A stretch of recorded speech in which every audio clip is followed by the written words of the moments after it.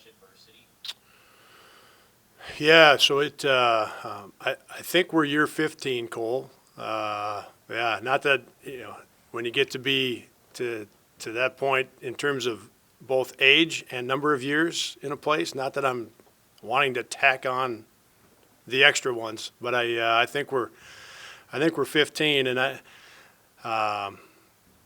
we would have to set the pandemic aside, Cole, right? And I think maybe that's a big part of your question.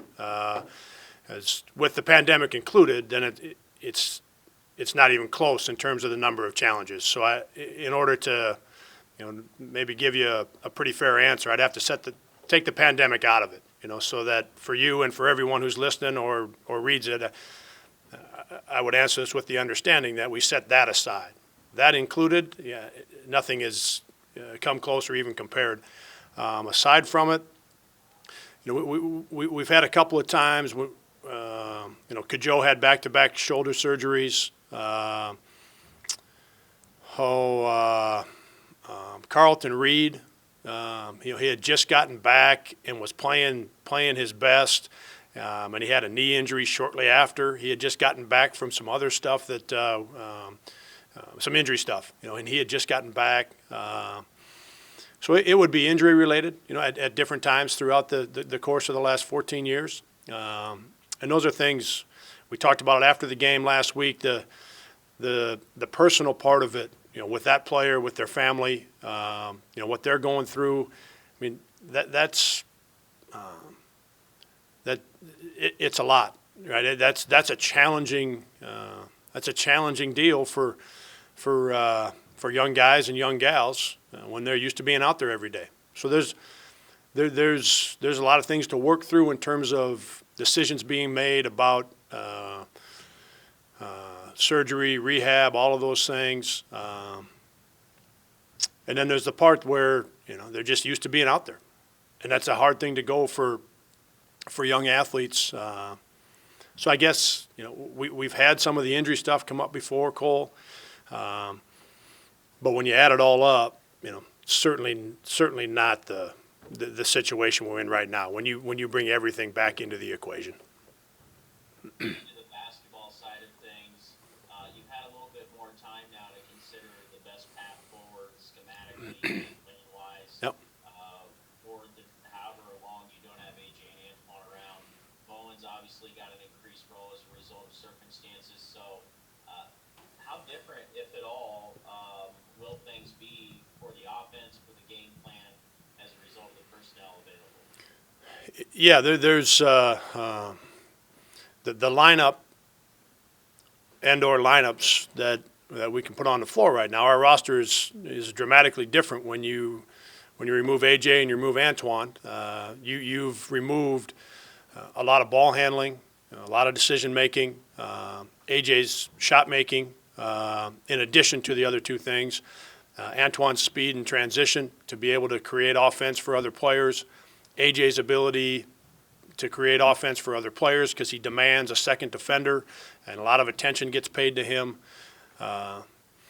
So you've taken a lot out of that aspect. So as I think about it, as our staff thinks about it, okay, we still feel like with Bowen, with Nate, with Trey, who's experienced, with Ty, who's experienced, with Noah, who has played some guys that, from an offensive standpoint, what we've been running the last 2+ years now, we still feel like we can run a lot of that. The young guys have got, they're going to need some reps. They're going to need to play some games to really get into the nuances, the reads, the pace of what we're trying to get done. For Bowen, for Nate, for Noah, even though he's in his second year, for Evan, who we saw for the first time. We're just talking. Our ball handlers are pretty young, right? So they're. It's going to take some time in practice. It's going to take some games for them to get to the point where. Think about what we saw at the end of the year last year with Spencer, Isaiah, AJ, Trey. When that group was on the floor, things were moving along pretty good, weren't they? Right? I mean, things were really moving along, and Trey is the only one of those four to be, that can be on the floor for us right now. So that's one piece. We still feel like we can run what we've been doing offensively. Then the second part of it that that I've given a lot of thought to, Cole, is where then is potentially a place we need to go with some other things offensively. Noah's ability to score really on all parts of the floor, but inside. James has shown that he can score it inside. Fife shot 69% from the field last year. So there's some things you can do schematically to pound that ball inside a little bit more. And that's an area that we can get out of flow, of the offense that we've run primarily the last 2.5 years. We can get that, and our group last year was so experienced that we could wheel through it, and they knew we were going to get, at the end of it, we were going to get it back to Fife on the block. With the number of young guys we have right now, that isn't always happening. Okay, we'll get to that point, but that's not always happening right now, simply from an experience standpoint and their understanding of being able to let the offense work, get it to a second action, get it to a third action. Hey, right now Fife needs a touch. Like, those are things we got to get to with flow. In the meantime, we do have some guys that can score on the block, and so it would be both of those things. What do we need to do a little different? Where are our strengths now compared to where they were when Antoine and AJ were available? But also, an important part of us moving forward offensively, Cole, is going to be what we've been doing for the last 2.5 years. We still have a roster that can do that, so we'll be working at both. Thanks, Ben. Yep, thanks, Colt.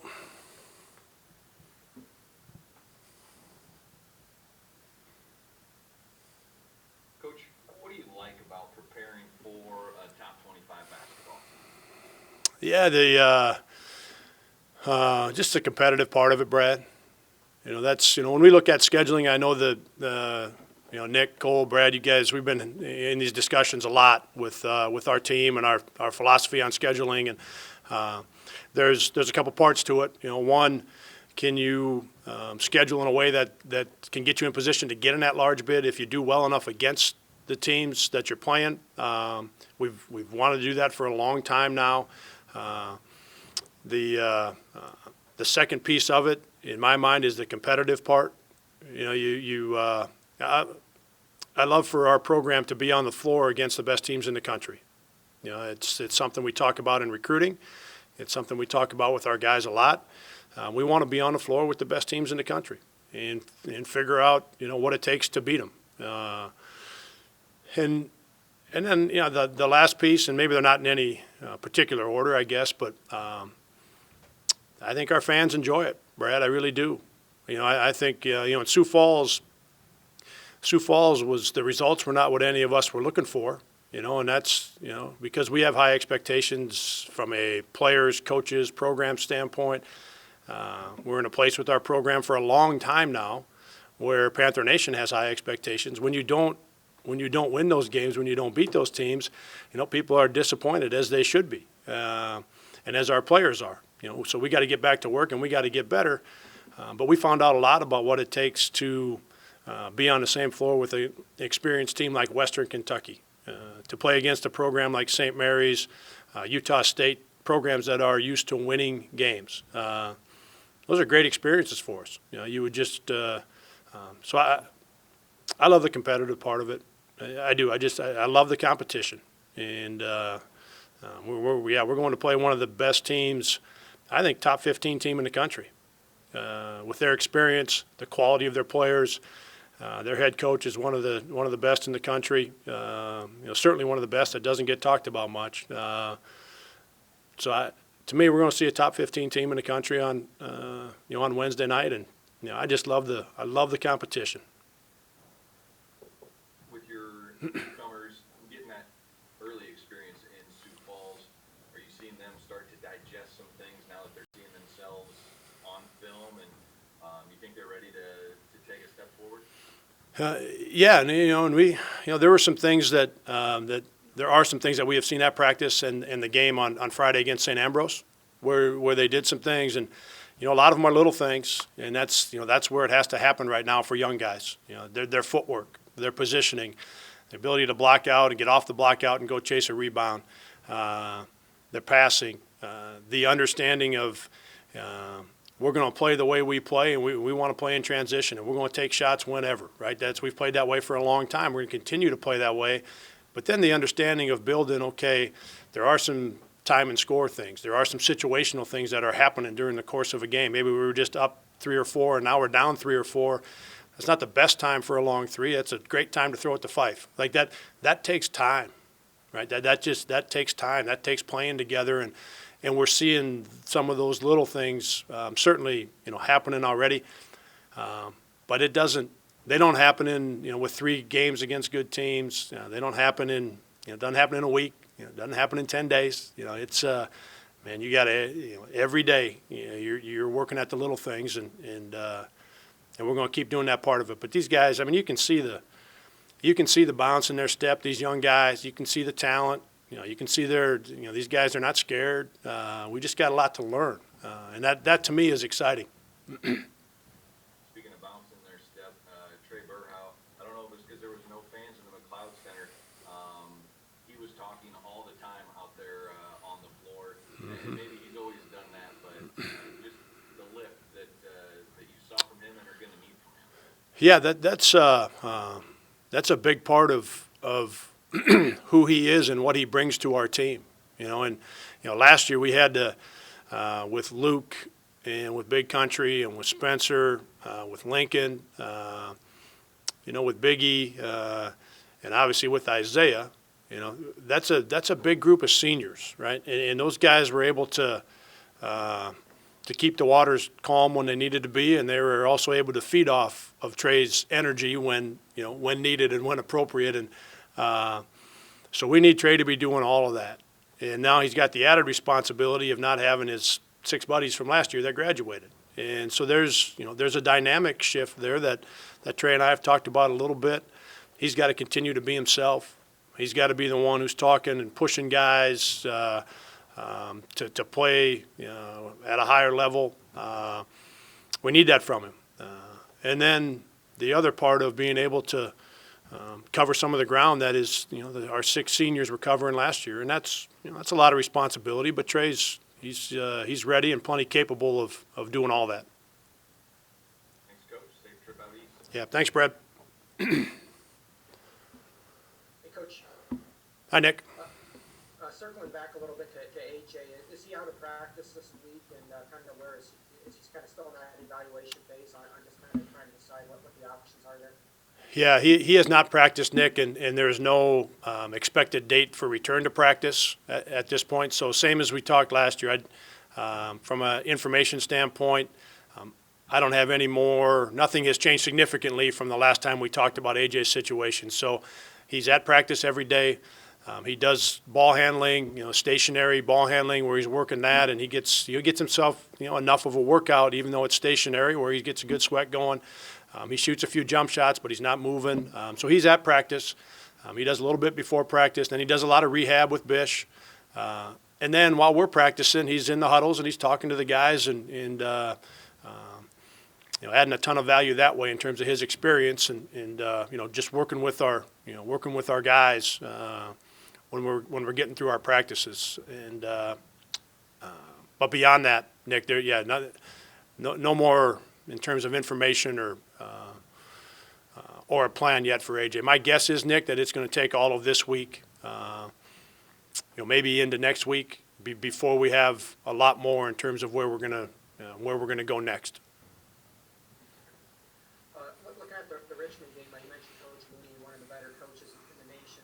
It sounds like somebody that you have a pretty good friendship with as well. Is he somebody that you talk with some over the offseason and you guys kind of exchange some ideas back and forth? Yeah, we got to know each other. We had the home and home series going a while back. I don't remember which years those were, but going a while back, we had the home and home. But really started to get to know each other on the Nike coaches trip. Spent a lot of time, just kind of hanging out. So it's been a few years now that we've maybe spent more time talking on the phone outside of in and outside of the season. So we talked a lot last spring, Nick, when before the pandemic hit. Our teams, and you put together what I thought was a terrific comment after I had made the case for us to be in that large team, and you probably remember this, he said, Jake just made a pretty good case for the Panthers, but he might have made a better case for Richmond, because they were just slightly, they had one more game or something, one more quad 1 or 2, right? I mean, they were, when you looked at all the numbers, very similar, but they maybe would have just edged us out, and you had pointed that out. And so Chris and I had talked, during that time we talked quite a bit, those few days, just kind of talking through it and kind of seeing what, where we thought things were at. But man, he's a tremendous coach, and a guy that I consider to be a close friend. He's one of the good ones. What do you see out of their team this year, and what challenges are they going to face on Yeah, the group's been together for a long time, and I didn't look real close going back farther than last year, Nick. But maybe took a few bumps and bruises when this group was younger. As these guys were coming up, there's some redshirt guys that are, I believe, redshirt seniors. There's some guys that are true seniors. But it's an older group. It's an experienced group. They've been together a long time. Watching them play at Kentucky, you can just feel the experience coming through the TV screen. And then when you think about breaking down the film and breaking down the personnel and breaking down what they're doing on offense and defense, hey, God, not only are they older and have a ton of experience, but they're just really good. Those two guards aren't very big, but man, there's not a lot of better backcourts in the country. After watching those two guys, the way they played against Kentucky and seeing some of their film from last year, and then they've got a lot of size after that. It's when we played with Kajo, Ali, and Johnny as our three guards, we were small at all three of those spots. But Adam Cook and Jordan Eggleseder and Lucas O'Rear and Jake Cook, like those guys were big, and they were big-time rebounders, so we didn't get hurt in some other areas by having small guards. And I see, just strictly from that standpoint, Nick, even though the two guards are small, the rest of their guys have got size. For their position, they've got really good size. So it's not a deal where teams are going to hurt them in rebounding. It's not a deal where you can just go post those guards up, because they've got enough size and length at the other positions to certainly cover up for any deficiencies that the size of those two guards might bring with it. And because those two are so good, like they're getting the better end of having those two starting guards out there, just because they're so good. Then the versatility up front, they're the size and length, but the versatility of those guys up front, the skill level to go along with that size up front is at a very high. It's just it's a lot to deal with when you've got that kind of size, and guys that put it on the floor and drive it. Guys that make big guys out there making threes, handling the ball, passing the ball. Highly skilled for the guy who's such an important part of their offense. So they got a lot going for them, as they should, with the experienced group and the year they had last year and the talent they've got on that team.